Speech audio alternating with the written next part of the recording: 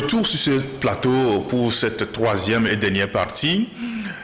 Ferdinand, aujourd'hui, nous sommes dans une gouvernance insolite avec l'état d'urgence qu'on reprolonge à tout moment.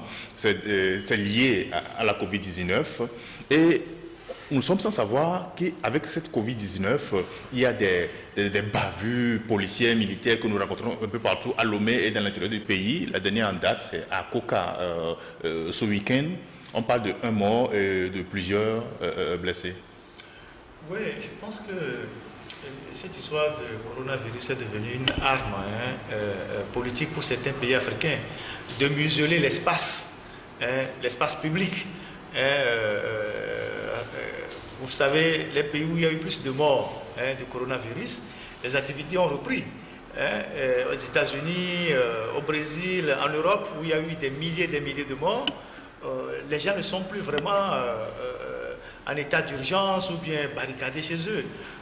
On a rouvert les vannes, les activités ont repris, les gens vont à leurs occupations, les gens manifestent quand ils ont envie de manifester.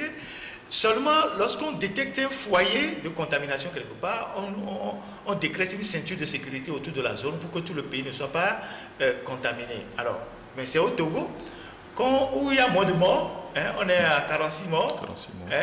Encore que, bon, il y a beaucoup qui sont décédés, bon, on sait que des gens ont des antécédents, tout ça. Le coronavirus ne tue pas plus que le palu. Il faut qu'on arrête de paniquer. Le coronavirus ne tue pas plus que l'AVC qui tue les gens presque tous les jours. Le coronavirus ne tue pas plus que je ne sais pas, le diabète et d'autres maladies. Aujourd'hui, on ne parle plus d'autre chose que du coronavirus. Parce que, bon, la manière dont la maladie est arrivée, la manière dont cette pandémie a été gérée sur le plan mondial, la panique générale qu'il y a eu, fait que, bon, les gouvernants surfent sur ça et oublient même que les autres maladies existent. Vous voyez, parce que c'est devenu une arme politique pour certains. Aujourd'hui au Togo, c'est vrai, on prolonge l'état d'urgence parce qu'on veut museler l'espace public. On ne veut pas qu'il y ait des activités politiques, qu'il y ait des activités syndicales. Parce que, bon, on vient de sortir d'une élection contestée, qui continue d'être d'ailleurs contestée quand cette histoire de coronavirus est arrivée. Donc le coronavirus est utilisé pour ça. Et vous savez que c'est devenu aussi un business à la tête de plusieurs États.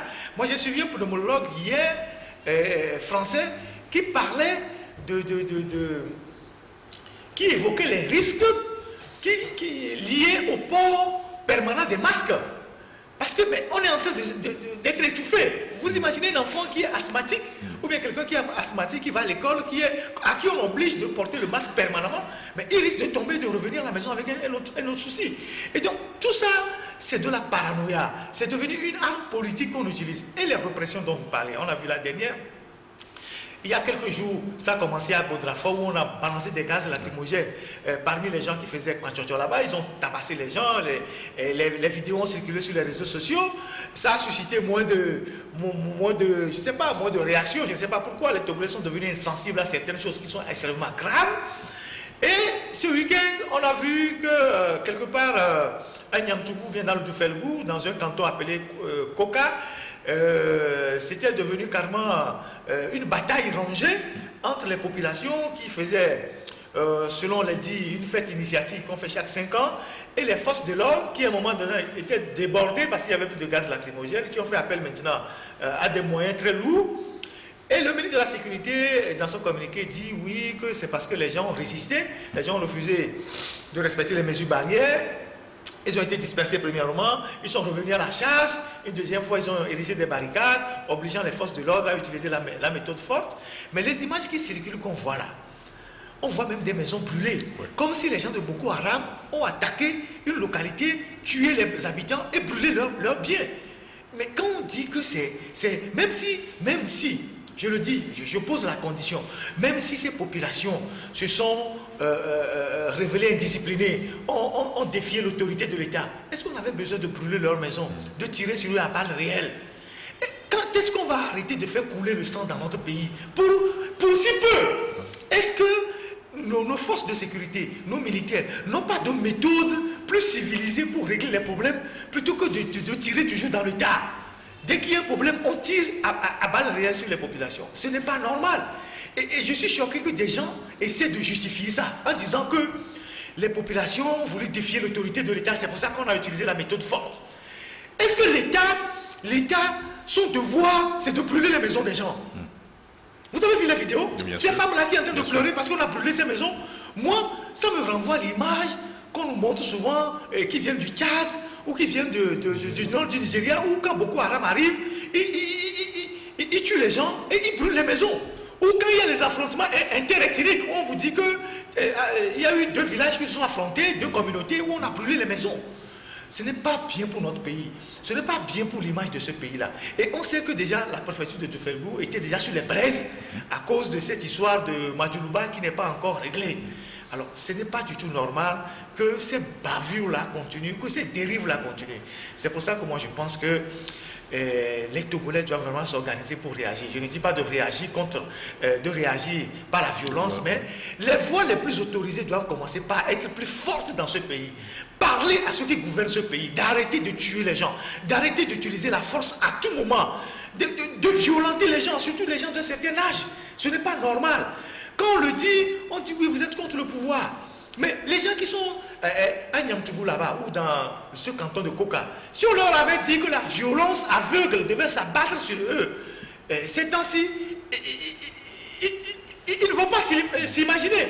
Peut-être qu'on frappait les gens Sokoré, on frappait les gens Lomé, on frappait les gens à Mango, mais eux ils disaient peut-être que bon, nous ne sommes pas concernés, c'est les gens qui veulent la démocratie, nous on n'est pas dedans. Mais aujourd'hui, pour eux, non. Il y a une force aveugle, une violence aveugle qui s'abat sur eux. Donc je pense qu'à un moment donné, il faut dire stop. C'est la responsabilité de nous les médias, des hommes politiques, de la société civile et de l'ensemble de la société. Arrivé à un moment donné, il faut dire non, il faut arrêter les violences sur les populations civiles au menu. Ce n'est pas normal qu'on aille dans les villages tabasser les gens. Et donc, il faut lancer aussi l'appel à nos forces de l'ordre et de sécurité. Nous sommes tous citoyens d'un même pays. Nous sommes tous des frères. Quelles que soient nos différences, nous avons ensemble ce pays en héritage. Même si on vous donne des ordres, même si vos chefs vous disent d'aller faire ceci, essayez de mettre un peu d'humanisme dans les actions que vous menez. Vous ne pouvez pas aller tuer les gens comme ça, pour un oui ou pour un non. Donc nous avons aussi un travail de sensibilisation à faire à l'endroit de nos frères militaires. Parce que je pense que les militaires, ou les gendarmes, ou les policiers, ils viennent d'une famille. Chacun sort d'une famille. Si dans toutes les familles, on peut parler, parce que moi je pense que ce n'est pas parce que quelqu'un a le fusil qu'il n'est plus membre d'une famille, ou bien il est plus fort, il est le plus fort dans la famille, parce qu'il a un fusil. Mais le jour qu'il sera à la retraite, il reviendra dans la famille. C'est toujours un fils de la famille. La personne vient d'une localité. Il faut qu'on apprenne à parler aux gens, pour que les gens apprennent à utiliser les méthodes civilisées et humaines pour régler les problèmes, plutôt que d'utiliser chaque fois la force brute. Donc, le coronavirus est devenu une arme politique, c'est devenu aussi un système de corruption. Dans les aéroports, vous voyez, on prend l'argent à tout vent, personne ne sait ce qu'on fait avec l'argent. Les réseaux de vendeurs de masques sont devenus aujourd'hui, c'est le plus grand business, on ne parle plus de rien, c'est les masques, le gel qu'il faut vendre. Les pharmaciens, les barons, leurs femmes, tous ces gens-là ont envie que la maladie, qu'on parle toujours de cette maladie-là pour qu'eux puissent faire leur business. C'est une nouvelle forme de capitalisme. C'est pour cela que moi je dis, il faut que nous apprenions à vivre avec le virus comme nous avons appris à vivre avec le sida et d'autres maladies. Et la vie continue. Et la vie continue. Plutôt que de continuer par nous faire peur, parce que certains font leur business derrière cette peur-là qu'ils sont en train d'inoculer dans la société. Merci beaucoup Ferdinand. En tant que membre de la société civile, avec quel œil vous avez vu cette répression samedi dernier? Vraiment, c'est dommage et c'est triste. Et d'abord, je vais m'attarder un peu sur cette maladie que tout le monde crie à tout bout de champ. C'est une grippe. Mais je vous dis que coronavirus n'a rien de craindre. C'est une maladie, d'ailleurs, qui a ses symptômes aux maladies comment on appelle, tropicales. Si chaque jour que Dieu fait, nous, on a des grippes, en tout cas en Afrique. On parle des grippes saisonnières en Europe. C'est des trucs qui n'est pas, comment on appelle, nouveau pour les Européens. Ils en savent quelque chose. Maintenant, et nous ici en Afrique, qu'est-ce qu'il y a? On doit démystifier la maladie. On doit dédramatiser la maladie. Je l'ai dit. Mais cette maladie, en tout cas, il y a des maladies qui tuent plus que le coronavirus. Mais Ferdinand vient de le dire tout à l'heure. Même je vais vous dire, la malnutrition tue plus de 12 millions d'enfants par an. Oui, la malnutrition tue plus de 12 millions d'enfants par an. La malnutrition tue plus que... Comment on appelle le pneumologue dont vous avez suivi là. Ici, allez faire des enquêtes dans nos centres, vous allez voir des gens en beurre de pneumopathie tout le temps. Donc, il y a d'autres maladies qui sont, comment on appelle, inconnues de la population, qui tuent tous les jours que Dieu fait. Le paludisme dont nous faisons face. Le paludisme tue tout le temps. Le diabète. Le diabète tue tout le temps. Ce n'est pas seulement le coronavirus qui est constitué comment on appelle, une sorte de business pour les uns et les autres. J'ai dit, on doit démystifier cette maladie. Cette maladie est connue. Si vous prenez le Détol, vous allez voir, on a écrit sur comment on appelle, une bouteille de Détol coronavirus. Donc, coronavirus que nous connaissons ne fait pas trop de ravages, de dégâts comme ça. Donc, ils ont voulu, comment on appelle, surestimer la maladie d'une manière qu'ils parlaient de Covid-19. Donc, ça veut dire que vous ne le connaissez pas. Vous n'avez pas de remède pour ça, mais vous connaissez son nom. C'est quelles histoires-là?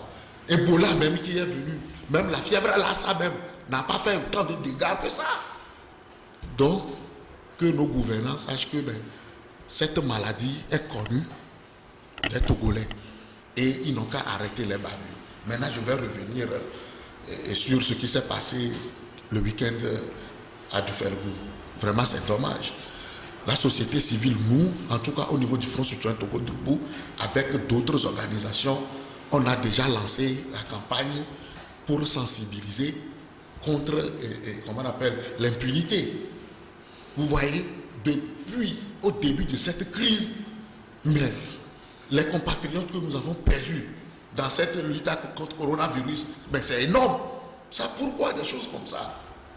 Et tenez-vous bien, les rites initiatiques, c'est des choses qui sont, comment on appelle? Sacrées. On ne s'amuse pas avec des choses comme ça. Au nom de quoi vous pouvez aller désacraliser les lieux sacrés? Vous commettez des sacrilèges, vous faites de n'importe quoi. Ce n'est pas bien. Par exemple, à Bédrafort, ça s'est passé. On ne peut pas s'amuser avec nos traditions comme ça. Soit disant qu'il y a une maladie, mais c'est quoi? La maladie ne les a pas encore tués. Eux qui s'entassent dans des véhicules de gendarmerie et de police, ils ne sont pas encore contaminés par cette maladie. Les gens qui font leur rite initiatique qui vont mourir de cette maladie. Non, il faut qu'on puisse cesser ce genre de choses. Pourquoi cette violence à l'extrême comme ça sur une population amène? Ce n'est pas normal. Je sais que le Front Citoyen Togo Debout avait amené une campagne en 2018 et opération article 21 de la Constitution togolaise. Cette comment on appelle, article de la Constitution togolaise donne le poids aux forces de l'ordre de ne pas exécuter des ordres de leur chef qui ne respectent pas le droit de l'homme, qui ne respectent pas la vie humaine. Regardez ce qui se passe. Ce qui s'est passé aussi à Bédrafort. Mais on est en train comment on appelle, de violer, en tout cas, les lieux sacrés. Ce n'est pas normal. Ce n'est pas normal. On ne peut pas, au nom d'une maladie que vous-même vous ne maîtrisez pas, que vous-même vous ne connaissez pas, et tuer des gens comme ça. Les gens, ceux qu'on a tapés la dernière fois là, ils préfèrent être malades de Covid-19 que d'être tapés par ces soldats. Ce qui est tradition, c'est la tradition. On doit respecter la tradition. On ne peut pas, au nom d'une riposte, je ne sais pas quel nom même il donne à la chose, tirer à bout réel sur des militants, des compatriotes, des citoyens à menu. Je lance un appel à nos partenaires en développement. Ils ne peuvent pas nous dire qu'ils ne voient pas ce genre de choses. Nous voulons collaborer avec des gens, mais nous ne voulons pas collaborer avec des complices. Normalement, ça a déjà commencé quelque part. Si eux aussi ils interviennent pour dire quelque chose à nos gouvernants, nous ne pouvons pas arriver jusqu'à ce niveau. Comme je l'ai dit tout à l'heure, la société civile s'est mobilisée pour mettre fin à l'impunité. Mais malheureusement, on constate que c'est maintenant que ça commence avec comment on appelle, des crimes économiques passés et des crimes comment on appelle, politiques et autres. Nos juges, ils sont où? Ils sont où dans tout ça là? Comment se fait-il qu'on peut dire qu'on a tiré de gaz lacrymogène et dans l'air et que c'est arrivé à bout portant? Non, ça c'est du n'importe quoi. Nous-mêmes, on a vu dans des images, les gens ont pris des balles qu'on a vu. Donc, sincèrement, les forces de l'ordre sont pratiquement dans chaque famille. Et c'est des jeunes avec qui nous vivons les mêmes réalités pratiquement tous les jours. Eux aussi n'ont qu'à savoir raison garder pour gérer avec, comment on appelle, avec de l'intelligence. Ils n'ont qu'à laisser leur instinct grégaire là pour gérer les affaires. Merci beaucoup. Merci beaucoup, Koko. Nous sommes talonnés par le temps. De Djofelgou, nous revenons à Sokodé. Là, un de nos compatriotes, il est de la diaspora, qui est en train d'asseoir un projet ambitieux là-bas, la construction d'un pôle d'attractivité économique Sana Plaza. Mais le projet, il y a certains individus qui mettent la main sur le projet, Ferdinand. Oui, c'est une affaire conçue depuis, jusqu'à l'interview de la dernière fois. C'est vrai que ce compatriote s'appelle Sylvain Sass, il est en France. Moi, je l'ai rencontré plusieurs fois. Et il a des partenaires, il a mobilisé des moyens et ils avaient une idée de réaliser des pôles d'attractivité dans plusieurs villes. Il n'y avait pas que Sokodé, il y avait Anéron, Sokodé et puis une troisième ville. Mais bon, la chose n'a pas tellement pris à Anéron parce que bon, il y avait des problèmes, et le domaine qu'il fallait octroyer au projet. Il y avait pas mal de soucis avec l'ancien responsable de la délégation spéciale de la ville d'Anéron. Et puis bon, voilà, je pense que les gens voulaient des commissions, ça ne marchait pas. Et puis bon, Sokodé, ça a pris avec l'ancien maire, l'ancien président de délégation. Et le projet évoluait à pas de tortue, avec l'implication du maire, des partenaires, jusqu'à ce qu'on organise les élections locales. Après, dans sa phase de réalisation, d'implémentation, il y a des gens qui se sont organisés pour bloquer le projet. Notamment, on cite l'ancien directeur, commissaire de l'OTR, Adoui, qui a été remplacé. On parle de préfet de Sokodé et bien d'autres barons là-bas. Qui ont été mis au courant. Par exemple, l'ancien commissaire aux impôts devait signer un document parce que c'est l'OTR, notamment pour la donation du domaine foncier pour le projet. Bon, ça a été bloqué à son niveau. Il y a d'autres personnes qui sont rentrées dedans, soit pour avoir de l'argent ou prendre les commissions, pour comprendre qui est derrière, où est l'argent qui arrive, qu'est-ce que vous voulez faire. Et donc, comme on le fait toujours au Togo dans d'autres projets, les mains noires, comme nous les appelons, sauf que ici, certaines sont connues, ont tout fait pour bloquer l'avancement du projet. Alors que bon, certains fonds étaient déjà sur le point d'être débloqués. Les partenaires ne comprenaient pas pourquoi un projet comme ça, de construction de centres commerciaux avec des dérivés sur le plan agricole, des trucs de l'artisanat qui devaient profiter à la jeunesse de Sokodé, créer de l'emploi et créer un pôle d'attractivité. Et donc, les choses ont été bloquées jusqu'à ce que récemment, l'un des responsables qui vit en France a dû faire une interview dans certains médias, chez nous et peut-être chez d'autres confrères, pour faire l'historique du projet, où est-ce qu'ils en sont, les points de blocage, qu'est-ce qui se passe réellement autour du projet. Et je pense que bon, tout le monde l'a lu, les natifs de Sokodé aussi ont lu, c'est eux les bénéficiaires immédiats du projet, c'est à eux de voir comment ils peuvent aller parler à leurs frères qui sont derrière le rideau et qui bloquent les choses, de laisser ce projet-là s'implanter à Sokodé. Ce serait le bien ce serait bien pour cette localité. Rappelons que Sokodé, c'est quand même la deuxième ville du Togo en termes d'habitants, et cette ville est abandonnée, confrontée aux réalités politiques. Aujourd'hui, elle est totalement bouclée. Il n'y a pas grand-chose en dehors de la pauvreté, hein, et des jeunes qui fuient la ville pour le Nigeria, pour aller faire le métayage, tout ça.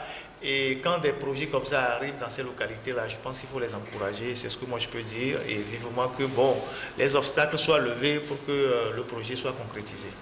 Merci beaucoup. Nous n'allons pas plus revenir sur ce sujet-là, nous allons continuer puisque nous sommes presque à la fin de l'émission. Dans une semaine, l'alternative et Ferdinand Haïté vont encore se présenter devant la justice dans ce fameux procès Pétrole-Gate. La dernière fois, à la dernière audience, on a vu comment les choses sont passées, comment on voulait expédier ce procès. En tant que membre de la société civile, comment est-ce que vous voyez ce procès? Oui, effectivement, la manière dont la justice, qui est un pouvoir, est en train de vouloir gérer ce problème, cette affaire, vraiment nous inquiète. Cette affaire, je ne veux pas dire que c'est une affaire d'État, mais ça implique tout le monde. Parce que le juge, ou bien les juges, eux aussi, achètent le pétrole dans ce pays. Tout le monde pratiquement est consommateur du pétrole dans ce pays. Je pense que vous êtes proche de LCT qui a saisi, oui, qui s'est constitué partie civile, a déposé une plainte, a demandé une enquête. L'association dont je suis président même a sorti un communiqué pour soutenir le journal, parce que ce que, et comment on appelle le journal, l'alternative, a sorti, c'est un dossier. Ça, nous savons, pratiquement tous les Togolais, puisqu'on compare les prix des produits pétroliers dans les autres pays.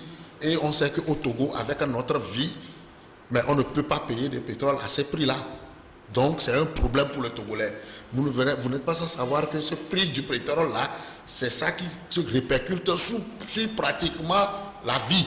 Les denrées alimentaires, tout le transport, tout. Donc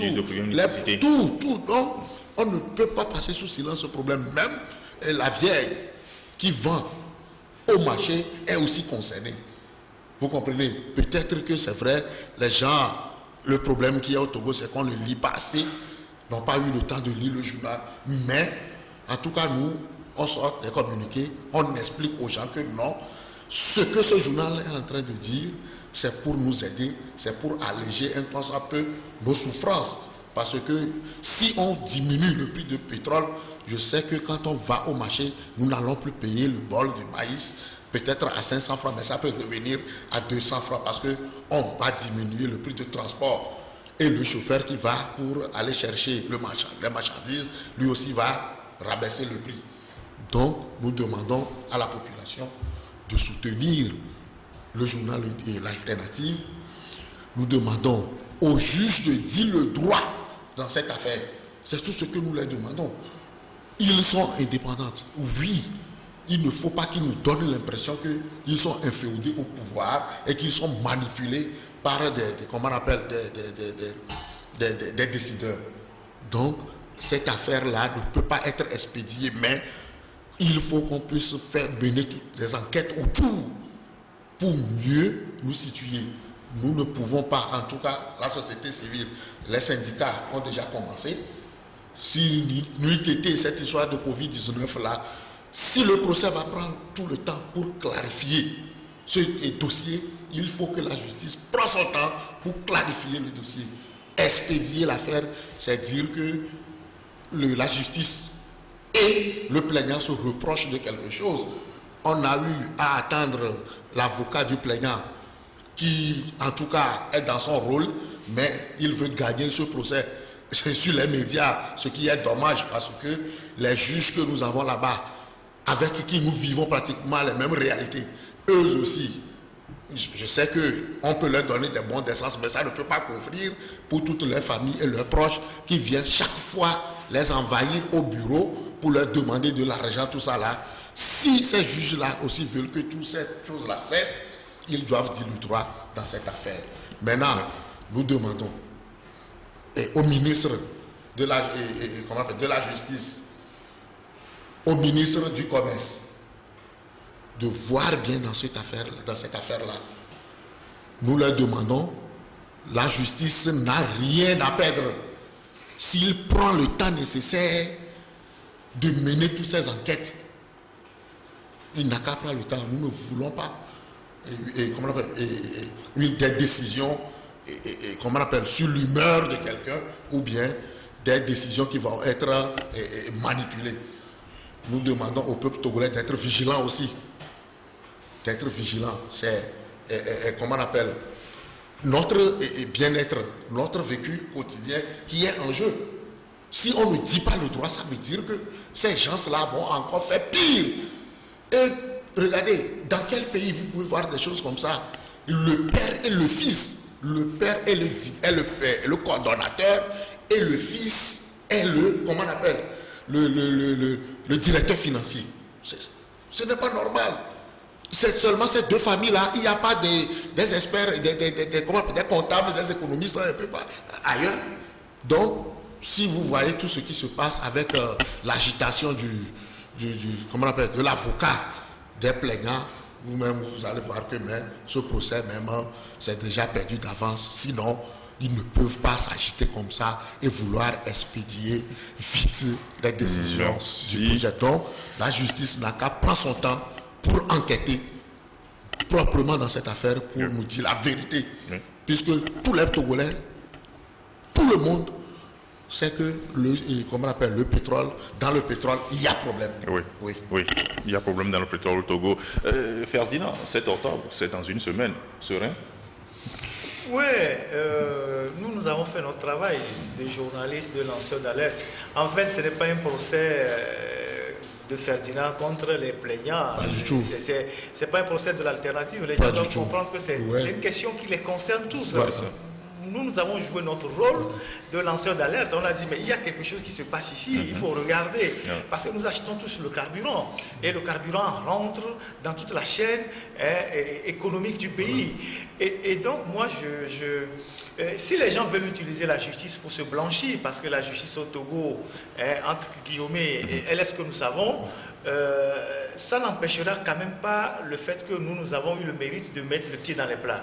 Et aujourd'hui, vouloir un procès expéditif, c'est pas parce que, bon, on a dit que nous sommes, mes avocats à qui je rends d'ailleurs hommage, et il y a d'ailleurs même d'autres avocats qui vont se joindre au dossier avant le 7, ou bien le jour même, il y a au moins 4 ou 5 avocats qui se disent, mais on ne peut pas laisser le pays comme ça, il faut quand même que, pour des cas de scandale financier, de corruption, il faut quand même soutenir les gens qui osent. Et donc je remercie ces avocats qui volontairement et de façon vraiment sans que personne leur demande, ont décidé de se constituer pour que la vérité jaillisse dans cette affaire-là. Alors, on nous a signé en justice pour diffamation.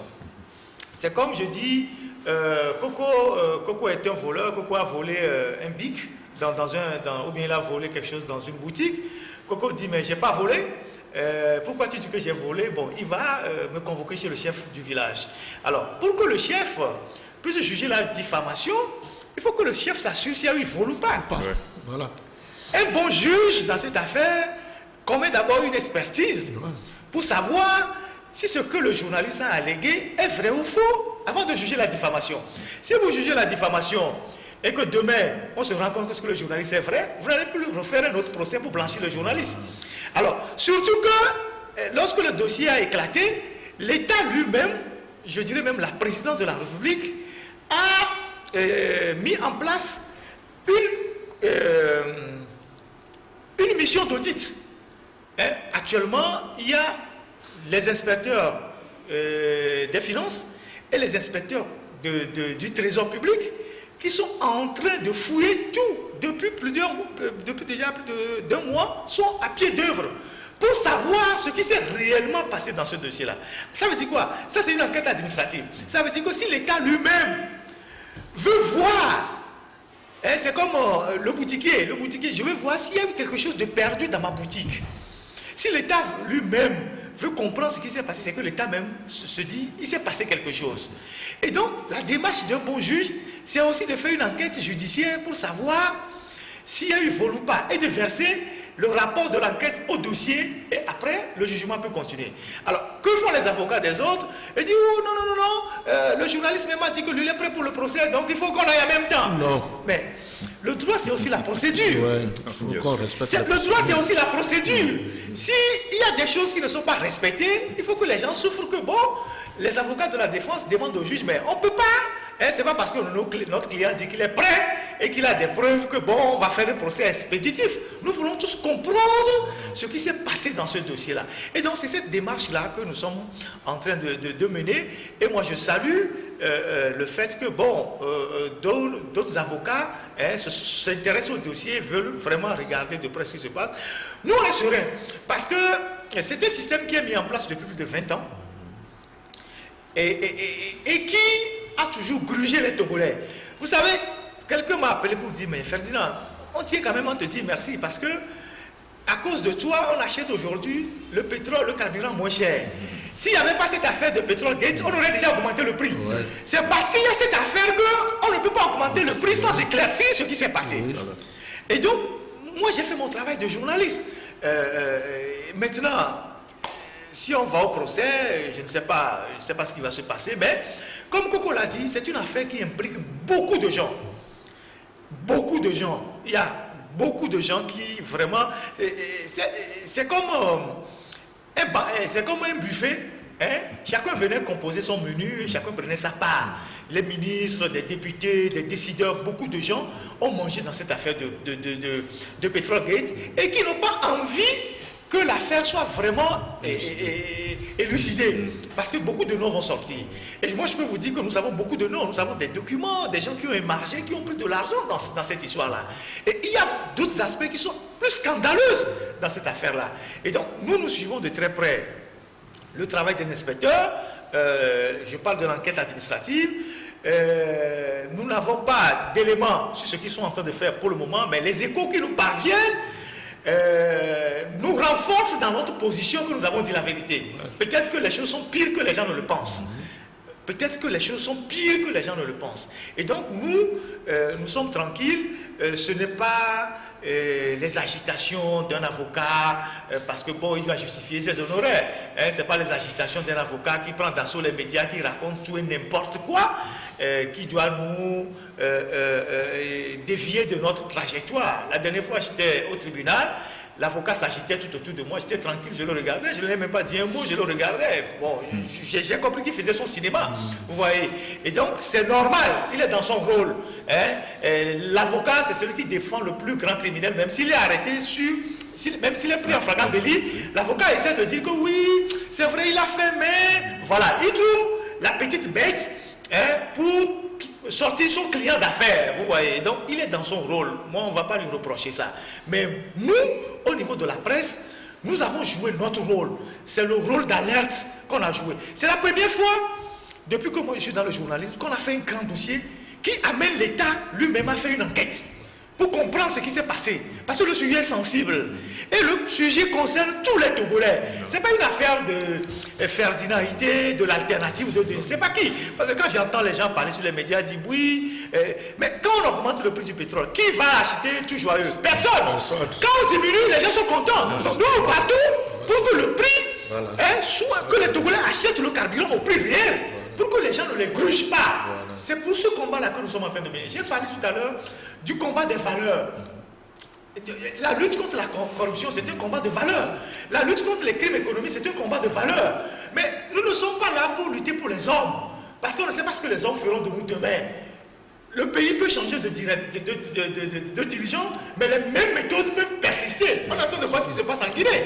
Et donc, nous luttons pour les valeurs. Et donc, si à un moment donné, nous avons pris le risque, parce qu'il faut dire que c'est un risque énorme que nous avons pris par rapport à tous ceux qui sont impliqués dans ce dossier-là, de mettre les pieds dans les plats, c'est pour le bien de tous les Togolais. Et donc, nous, on est sereins.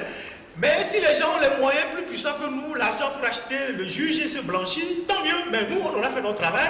Et que je pense même qu'on a atteint déjà nos objectifs. Parce que les yeux de tous les Togolais sont désormais ouverts sur les histoires de pétrole et de commandes de pétrole. Si demain, le gouvernement doit augmenter le prix du pétrole, il doit réfléchir par 2 fois. Parce que tout le monde est déjà aujourd'hui mobilisé sur le sujet. Et pour ça, nous sommes contents d'avoir fait notre travail. Et donc, voilà. Merci beaucoup, merci messieurs. Coco, un mot pour clôturer. Oui, un mot pour clôturer. Je dis que le juge qui traite cette affaire doit normalement traiter l'affaire à charge et à décharge. Ça veut dire que le juge doit attendre l'enquête, vous comprenez, de l'administration pour ajouter à ce qu'il avait déjà Ben, s'il ne veut pas attendre, ça veut dire que lui aussi, il se reproche de quelque chose.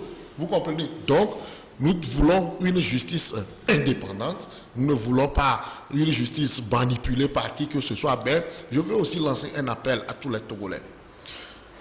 Comme je viens de le dire tout à l'heure, cette affaire de Petrol Gates ne concerne pas un individu ni un organe de presse. C'est l'affaire de tous les Togolais. Aujourd'hui, si on diminue le pétrole, je vous dis que notre niveau de vie va être élevé. On ne peut pas gagner 35 000 francs, avoir une moto, aller payer de l'essence 500 francs, 500 et quelques. Vous allez payer ça. Prenons, et tous les jours 500 francs. Un mois, ça revient combien? Vous allez pouvoir payer votre location comment? Vous ne pouvez pas nourrir vos enfants. Donc, nous devons tout et tout. Tous les Togolais doivent se mobiliser le 7 pour qu'on puisse se retrouver à la justice. Quand le juge va nous voir si nombreux, je ne sais pas qu'il va encore vouloir faire le bon vouloir de quelqu'un. Donc, nous voulons la justice, nous voulons qu'on puisse dire le droit, nous voulons qu'on puisse diminuer les prix de pétrole pour que les Togolais puissent vivre mieux. Ce qui se passe ici, c'est notre quotidien, c'est notre vie qui est en jeu. Donc, nous demandons à tous les Togolais de se mobiliser pour le 7, qu'on se retrouve au Palais de Justice. Merci beaucoup, Koko Edo Semenyo. Je rappelle que vous êtes membre du Fonds citoyen Togo Debout. Merci d'être passé dans l'émission L'autre journal. Merci Isidore de m'avoir invité. Ferdinand, un mot pour clôturer cette émission. Bon, je pense que tout a été dit. Nous attendons et nous espérons que les choses iront dans le bon sens. Voilà. Merci aux techniciens derrière les caméras. Merci à Marc Azangba, qui est le chef technicien, et Théo Adjogli, Koko Kouanou, et puis Henri. Merci à vous tous d'avoir préparé cette émission. Chers internautes, à la prochaine.